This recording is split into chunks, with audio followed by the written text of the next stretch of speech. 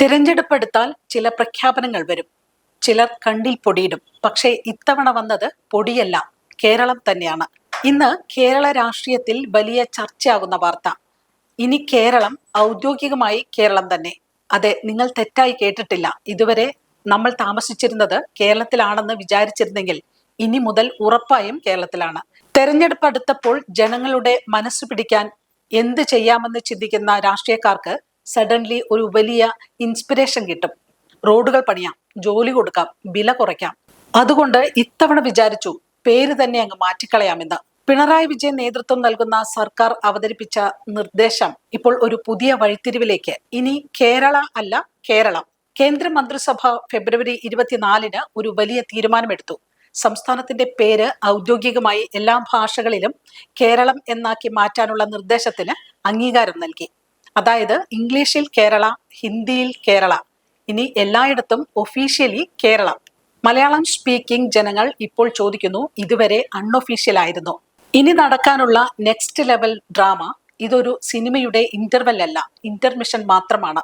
അടുത്ത ഘട്ടത്തിൽ ബിൽ കേന്ദ്ര സർക്കാർ വഴി ഇന്ത്യൻ പാർലമെന്റിൽ അവതരിപ്പിക്കും. അതിനു മുൻപ് രാഷ്ട്രപതി സംസ്ഥാന നിയമസഭയുടെ അഭിപ്രായം തേടും. പിന്നെ ഭരണഘടനയുടെ 1-ാം പട്ടിക ഭേദഗതി ചെയ്യും. ഇതൊക്കെ കേട്ടപ്പോൾ ചിലർ ചോദിക്കുന്നു, പേരുമാറ്റാൻ ഇത്ര പ്രോസസ് ആണെങ്കിൽ ജനങ്ങളുടെ പ്രശ്നങ്ങൾ പരിഹരിക്കാൻ എത്ര പ്രോസസ് വേണം? തെരഞ്ഞെടുപ്പ് ടൈമിംഗ് കോയിൻസിഡൻസ് ആണോ അതോ സ്ട്രാറ്റജി ആണോ? ഇതാണിപ്പോൾ സോഷ്യൽ മീഡിയയിലെ ബിഗ്ഗസ്റ്റ് ക്വസ്റ്റ്യൻ. സാധനങ്ങളുടെ വില കുറച്ചില്ല, പെട്രോൾ വില കുറച്ചില്ല, ജോലി കൊടുത്തില്ല, പക്ഷേ പേര് അപ്ഗ്രേഡ് ചെയ്തു.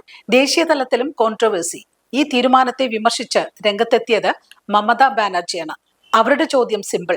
ഞങ്ങളുടെ പശ്ചിമ ബംഗാൾ എന്ന പേര് മാറ്റാനുള്ള ആവശ്യം കേന്ദ്രം തള്ളിയപ്പോൾ കേരളത്തിന് ഗ്രീൻ സിഗ്നൽ എങ്ങനെ? ഇത് പ്യൂർലി ലിംഗ്വിസ്റ്റ് റെസ്പെക്ട് ആണോ അല്ലെങ്കിൽ പൊളിറ്റിക്കൽ റെസ്പെക്ട് ആണോ? ഇതാണിപ്പോൾ വലിയ ഡിബേറ്റ്. സോഷ്യൽ മീഡിയയിലെ ട്രോൾ ഫെസ്റ്റിവൽ. സോഷ്യൽ മീഡിയയിൽ ഇപ്പോൾ viral comments: Kerala change to Keralam, Kerala Blasters change to Keralam Blasters. പേര് മാറ്റി ഇനി ജീവിതം മാറ്റുമോ? Same house, same problems, new name plate. Political magic or political distraction. ചിലർ പറയുന്നു ഇത് കൾച്ചറൽ പ്രൈഡ് ആണ്, ചിലർ പറയുന്നു ഇത് എലക്ഷൻ റൈഡ് ആണ്. പക്ഷേ ഒരു കാര്യം ഉറപ്പ്, തെരഞ്ഞെടുപ്പ് അടുത്താൽ രാഷ്ട്രീയക്കാർക്കും ക്രിയേറ്റിവിറ്റി കൂടും. കേരള കേരളമായാലും ജനങ്ങളുടെ ജീവിതം മാറുമോ? പേര് മാറുന്നത് ഈസിയാണ്, പക്ഷേ ജനങ്ങളുടെ സാഹചര്യം മാറാൻ റിയൽ ചേഞ്ച് വേണം. ഈ വിഷയത്തെക്കുറിച്ച് നിങ്ങളുടെ അഭിപ്രായം എന്താണ്? കമന്റ് ചെയ്യുക, വീഡിയോ ലൈക്ക് ചെയ്യുക, ചാനൽ സബ്സ്ക്രൈബ് ചെയ്യുക.